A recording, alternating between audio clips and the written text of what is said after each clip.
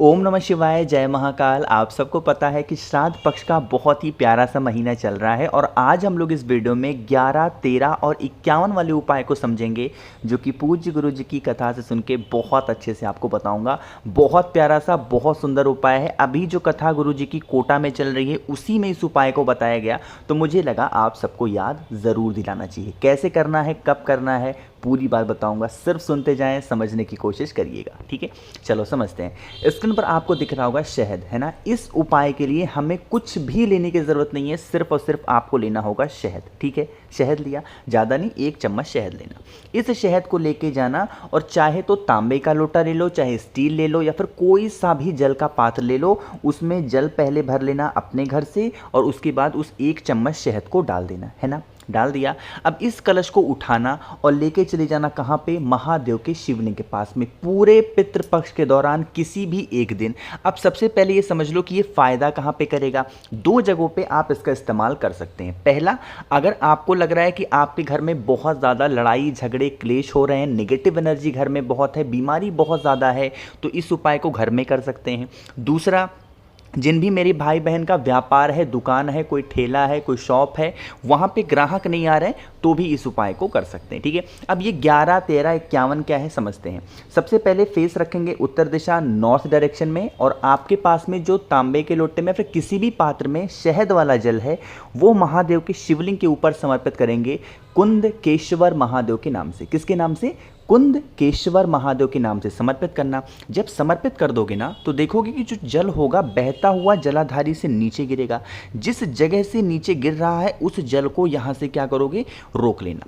अब 11, 13 और 51 क्या है समझो। इस जल को रोक लिया। जब आप अपने घर पे पहुंचेंगे, अगर आपके घर में निगेटिव एनर्जी है, लड़ाई हो रही है, बीमारी बहुत ज़्यादा है, हमेशा क्लेश होता है, तो आपको है उस कलश को सबसे पहले जो जल रोक करके लाए हो, आपको अपने बाएं हाथ में, आपको अपने लेफ्ट हैंड में पकड़ना और उस लेफ्ट हैंड से जल को अपने राइट हैंड में गिराना और कम से कम आपको 7 बार, मतलब एक ऑड नंबर समझ लो, चाहे तो 7 बार कर लो, 9 बार कर लो, 11 कर लो, 13 कर लो, 51 कर लो, है ना, 53 कर लो। जितनी भी आपकी इच्छा हो, जितनी बार करना चाहो कर सकते हैं। जितनी बार का मतलब क्या है कि जैसे आपने अपने बाएं हाथ में उस कलश को पकड़ रखा है, अब उस कलश से जल बार बार गिराएंगे। जैसे एक बार गिराया तो फिर इस जल को घर के बाहर छीटेंगे, फिर गिराया हाथ में, फिर घर के बाहर, फिर गिराया, फिर घर के बाहर। जितनी बार गिराएंगे उतनी बार घर के बाहर उस जल को छोड़ेंगे कुंदकेश्वर महादेव के नाम से। और सेम काम आप अपने शॉप पे, दुकान पे भी करेंगे। ग्राहकों की लाइन लग जाएगी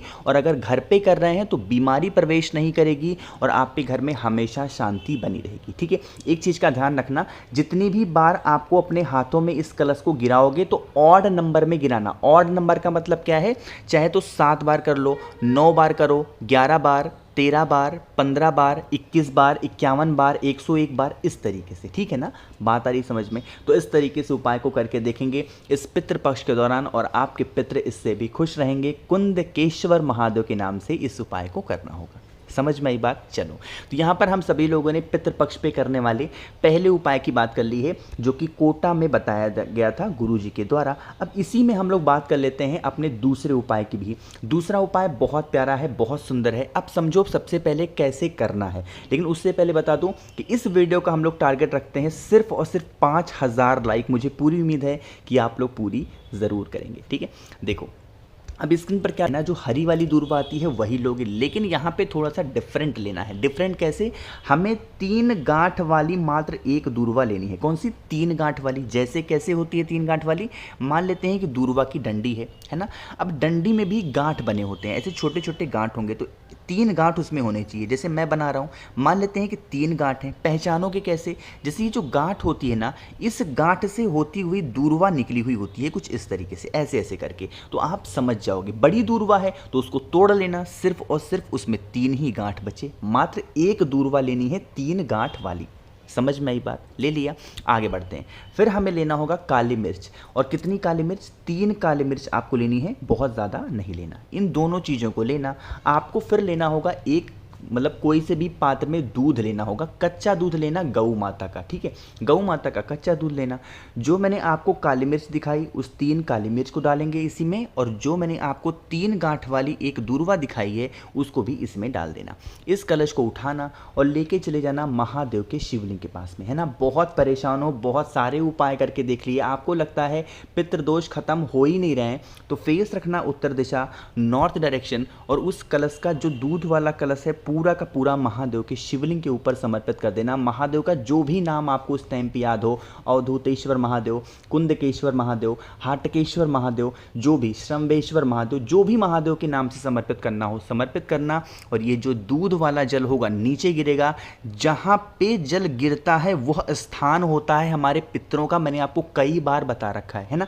आप क्या करेंगे, जिस जगह पे दूध गिर रहा है ना, मान लेते हैं इस जगह पे गिर रहा है, तो यहाँ पर फिर आपको अपने हाथ को लगाना है और इसका बस एक छोटी सी बिंदी अपने मस्तक पे लगानी है। इससे आपके पितरों का आशीर्वाद आप पर बना रहेगा, वो कभी आपको परेशान नहीं करेंगे। बहुत सुंदर सा, बहुत प्यारा सा उपाय था, तो आप सबको ज़रूर करना चाहिए। अब इस उपाय को भी करने की कोई तिथि निर्धारित नहीं है, किसी भी दिन किसी भी वक्त कर सकते हैं, कोई दिक्कत नहीं है। बट करना कब है, सिर्फ और सिर्फ श्राद्ध पक्ष में ही करना, ठीक है। 2 उपाय समझ में आ गए, आगे बढ़ लेते हैं इसी वीडियो में। अब हम लोग अपने तीसरे उपाय, जो कि बहुत सुंदर है और सबसे ज़्यादा आसान उपाय है, लेकिन उससे पहले एक छोटा सा काम आप सबको करना है, और वो है कि वीडियो को कर दीजिए लाइक। जितने भी भाई बहन मेरी इस आवाज़ को पहली बार सुन रहे हैं, अचानक से चैनल पे आ गए हैं, तो चैनल को सब्सक्राइब करिएगा, ठीक है। हमें लेना होगा इस तरीके से गंगा जल, है ना। आज के टाइम पे तो सभी के घरों में गंगा जल आसानी से मिल जाते हैं, तो आप गंगा जल लेना, बहुत ज़्यादा नहीं, थोड़ा सा। फिर एक तांबे का लोटा लेना, तांबे के लोटे में आप क्या करोगे, जो गंगा जल मैंने आपको दिखाया उस गंगा जल को डालना। कम मात्रा में गंगा जल है तो पहले जल भर लो और उसमें 2-4 बूंद गंगा जल डाल देना, ठीक है। अब इसी कलश के अंदर हमें 2 चीज़ों को और डालना है। वो 2 चीज़ें कौन सी हैं, ये देखो। आपको इसमें मात्र 1 चुटकी काला तिल डालना है, ठीक है, ज़्यादा नहीं, 1 चुटकी काला तिल डालना। साथ ही साथ आपके घर के आसपास कहीं ना कहीं जौ तो मिलता ही मिलता होगा, तो 1 चुटकी जौ भी लेना। इन सभी चीज़ों को इसी कलश के अंदर, इसी गंगा जल के अंदर डाल देना, है ना। इस कलश को उठाना, सुबह करना हो सुबह कर लो, शाम को करना हो शाम को करो। लेकिन अगर आप सुबह 10 बजे से 12 बजे के बीच में करते हैं तो यह पितरों का समय होता है। इस दिन करने से पितृ आपके जल्दी खुश होंगे, क्योंकि यही टाइमिंग है उनका, तो आपको करना चाहिए 10 से 12 के बीच में। अब नहीं मिलता टाइम तो कभी भी कर सकते हो, ठीक है। अब उस कलश को जहाँ पर भी आपके घर के आसपास बहता हुआ पानी, ठहरा हुआ पानी नहीं, जहाँ पानी बह रहा है उस बहते पानी में आप उसको डाल देंगे। काफ़ी लोग यहाँ परेशान, भैया हमारे घर के आसपास तो बहता पानी नहीं है, हम क्या करेंगे। देखो, अगर आपके घर के आसपास बहता पानी है तब तो बहुत अच्छी बात है, नहीं है तो पीपल का पेड़ तो होगा ही होगा, वहाँ पे जाना, फेस रख लेना अपना कौन सी दिशा में, साउथ डायरेक्शन यानी कि दक्षिण दिशा, और पूरा का पूरा जल वहां पे डालोगे पितृ देवता आर्यमा का नाम लेकर के, ठीक है। लिख दे रहा हूं आर्यमा, वरना आप परेशान हो जाते हो, ठीक है। ऐसे होता है आर्यमा, तो आर्यमा का नाम लेकर के आपको डाल देना है। जब आप नदी में प्रवाहित करेंगे या फिर जब आप पीपल पेड़ के नीचे डालेंगे तो आर्यमा का नाम लेना है। साथ ही साथ आपको अपना फेस साउथ डायरेक्शन यानी कि दक्षिण दिशा में ही रखना है, किसी और दिशा में मत रखना, है ना। बस, और कुछ भी करने की ज़रूरत नहीं है। करके देखिएगा, बहुत इफेक्टिव, बहुत प्यारा सा उपाय है, और इससे आसान उपाय क्या ही हो सकता है पितृदोष को दूर करने का, ठीक। 3 तो समझ में आ गए होंगे आपको। अब हम लोग इस वीडियो के सबसे आखिरी उपाय, चौथे उपाय की बात कर लेते हैं, जो कि हमें हल्दी से करना है। लेकिन उससे पहले आपको बता दूं कि आप लोग को कुछ पूछना ना रहा करे ना तो कोई दिक्कत नहीं है, बस नीचे कमेंट सेक्शन में महादेव का जो नाम आपको सबसे प्रिय, सबसे आसान, सबसे अच्छा लगता हो आप लिख दिया करिए। इसी बहाने महादेव का नाम आप लिख भी दोगे और मुख से बोल भी दोगे, ठीक है। चलो समझते हैं। स्क्रीन पर आपको दिख रहा होगा हल्दी, है ना। जब भी मैं हल्दी का नाम लूँ आपके दिमाग में खड़ी हल्दी आनी चाहिए। तो इस खड़ी हल्दी को क्या करोगे, आपके घर में सिलबट्टे हो या फिर किसी भी तरीके से पीस करके इसका पाउडर बना लो, है ना। पाउडर बना लिया और उसके बाद लेना होगा आपको गंगा जल, है ना। गंगा जल तो सभी के घरों में होगा। एक छोटी सी कटोरी लेना या फिर कोई सा भी लोटा लेना, उसमें आपको इस गंगा जल को डालना है, और जो आपको पिसी हल्दी मैंने दिखाई उस पिसी हल्दी को भी इसी गंगा जल में अपनी उंगलियों से अच्छे तरीके से मिक्स कर देना। ऐसे नहीं कि ऊपर का ऊपर हल्दी रहे और नीचे मिक्स ना हो, अच्छे से मिक्स कर देना। पूरी कटोरी को जल से भर देना, है ना, यानी कि जल क्या हो जाए, पीला जल हो जाए। और उसके बाद इस जल को क्या करोगे, लेके चले जाओगे जहाँ पर भी आपके घर के आसपास कोई भी नदी बहती हुई नज़र आ जाए, कोई भी नदी बह रही है, तो वहाँ पे जाना और उसके बाद आपको उस कलश को फेस रख देना अपना साउथ डायरेक्शन और आर्यमा का नाम लेकर के समर्पित कर देना।